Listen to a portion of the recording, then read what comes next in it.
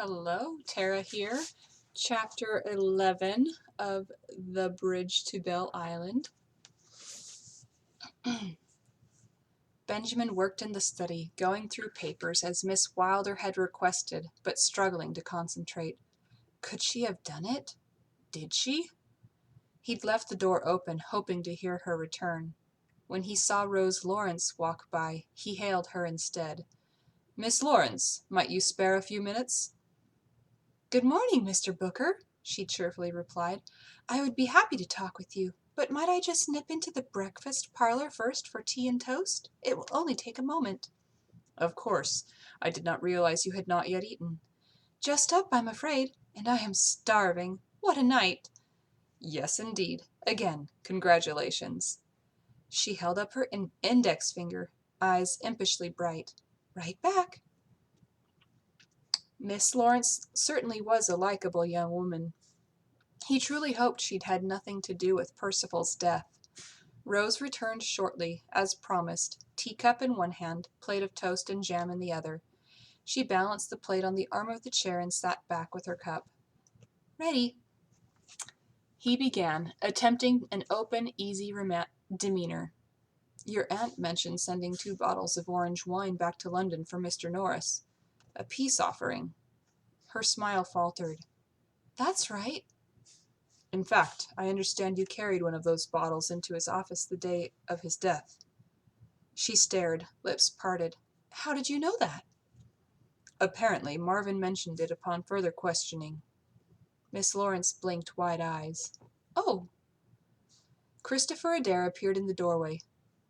"Thought I heard your voice, Rose. Remember, you don't have to answer his questions. He's only a lawyer, not a Bow Street officer or magistrate." Benjamin retorted, "If she is innocent, why hesitate?" Miss Lawrence lifted her head high. "I did nothing wrong, Mr. Booker. Yes, I took a bottle to his office before I left for the Adairs.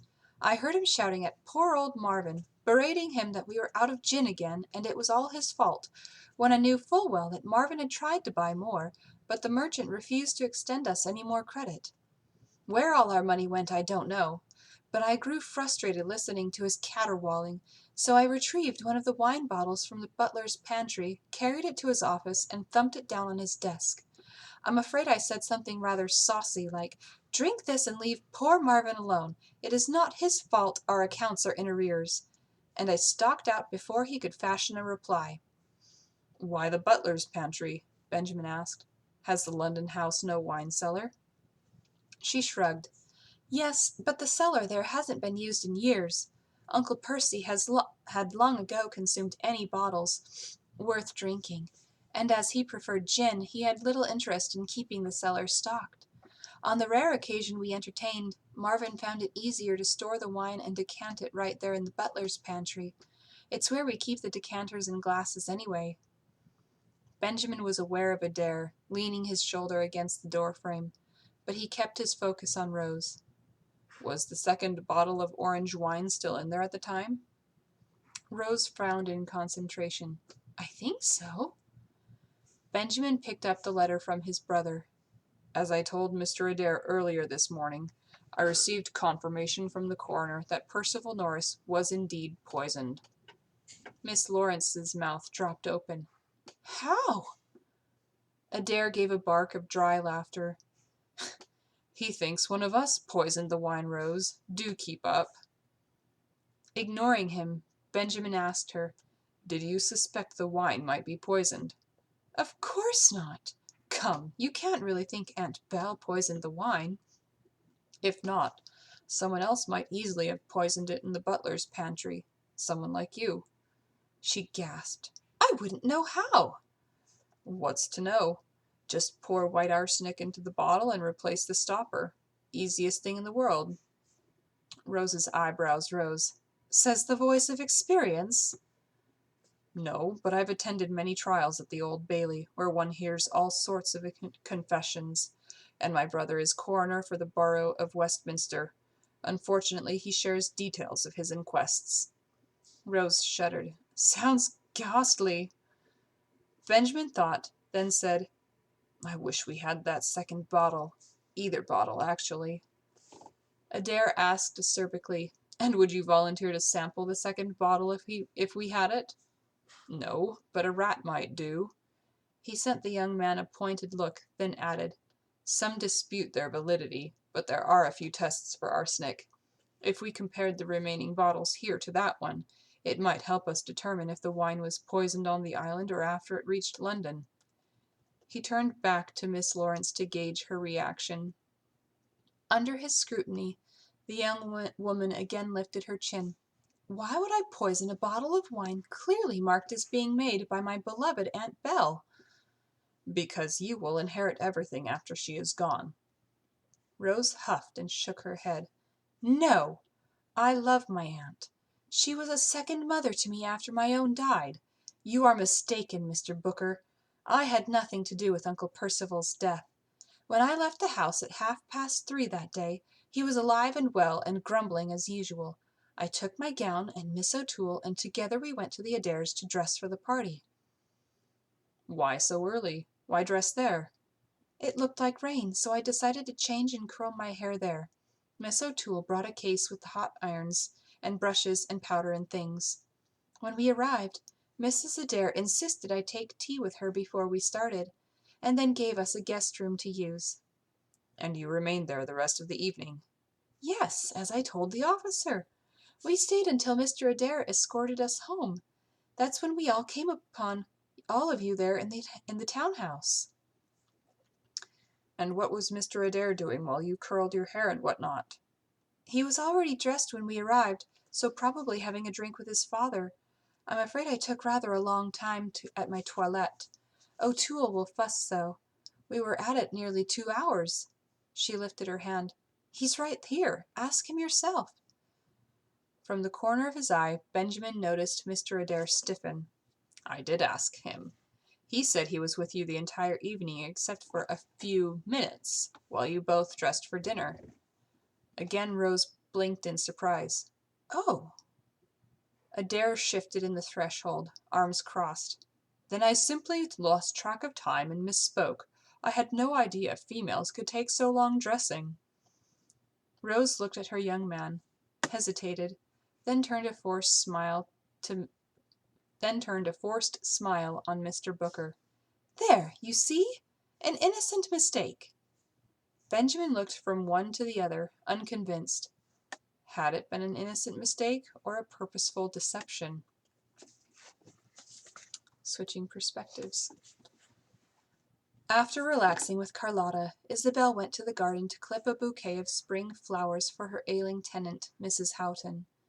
Rose came out and joined her. Isabel glanced at her niece, and then quickly turned to study her anxious face. "What is it?" Rose yanked a weed. "Did you hear? Mr. Booker received a letter from the coroner. Uncle Percy was poisoned. They think by orange wine." "Good heavens!" Isabel's heart thudded hard, and she pressed a hand to her chest. Had Percival been poisoned by her orange wine? Impossible! She squeezed her eyes shut, recalling the dream. There had been a wine bottle on the floor. It was only a dream, she reminded herself once more. Merciful heaven, how had it happened? What had she done? Rose went on to tell of her conversation with Mr. Booker, including the fact that one of the servants had seen her carry a bottle into Percy's office. She described Mr. Adair's responses as well. Isabel looked around for anyone nearby, then said, "Did you happen to mention to Mr. Booker that you delivered the bottles from here to London? I believe he assumes Percival took them back with him, but I did not think to offer them until after he left." Her niece pulled another weed and stripped leaves from its stem. "No, I didn't think it was important. Should I have?" She shrugged it off, or at least pretended to. Isabel's concern for Rose grew. She set down her basket and scissors, took Rose's hand, and led her to a nearby bench. "You know I don't suspect you for an instant, but did you take those 2 bottles directly from here to the London house? Or might someone have interfered with them on the way?" Rose shook her head. "Directly from here to London.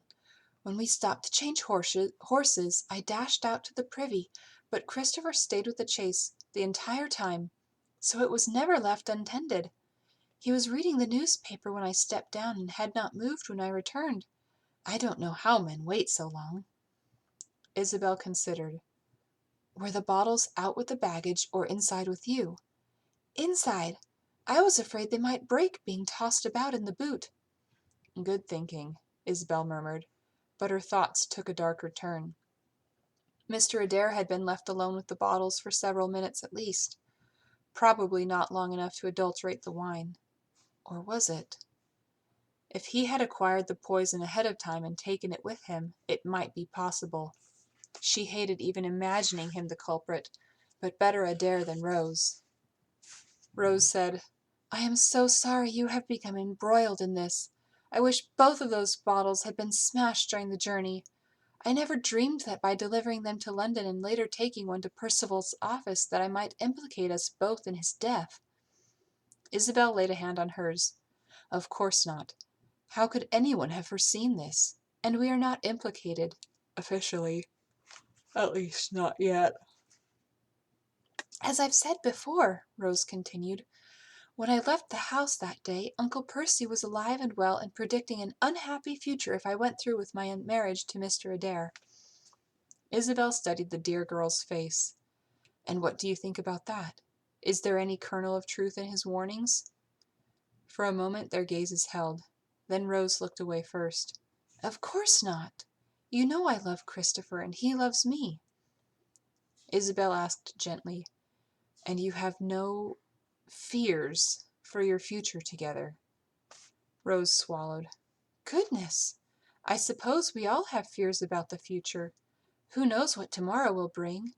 I admit Christopher is not as sound financially as I originally believed, but I am sure we shall deal very well together." "Of course you know I will help you any way I can, though in all honesty I don't know what our financial situation is now that Percival is gone."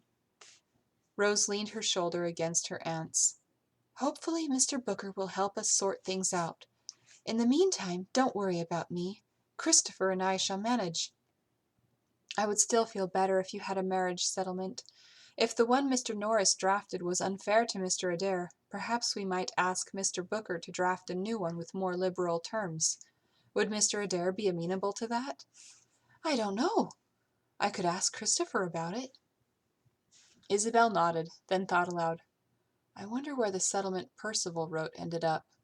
Might give Mr. Booker a starting place and help him avoid whatever terms proved objectionable to your intended and his parents." Rose sighed. "I am ignorant in such matters, I am afraid." "As am I, unfortunately. But perhaps it is time we both learned something about the legalities controlling our finances and our futures." Rose did not appear eager at the prospect. "If you think we should." "I do." Isabel pressed her lips together, choosing her words carefully. "Something you said in your recounting is troubling me. I know from personal experience how long it takes you to get ready." She gently nudged Rose beside her. "But Mr. Adair told Mr. Booker that he was with you the entire evening except for a few minutes while you both dressed?" Rose looked down at her hands. "I was a little surprised by that myself. I think it was merely a simplification on his part. He says he lost track of time. I had thought he was already dressed when we arrived, but I must have been mistaken. Men's dark coats look so alike. And we were together the rest of the evening after the party began." Isabel nodded slowly. "I see." But she couldn't help wondering if there was more to it than that. Was Rose protecting Mr. Adair as she herself longed to protect Rose? "Oh, please don't let my precious Rose be engaged to someone capable of murder." She squeezed her niece's hand. "I just want you to be happy and safe and loved. You know that, don't you?" "Of course I do. And I want the same for you." The end of chapter 11.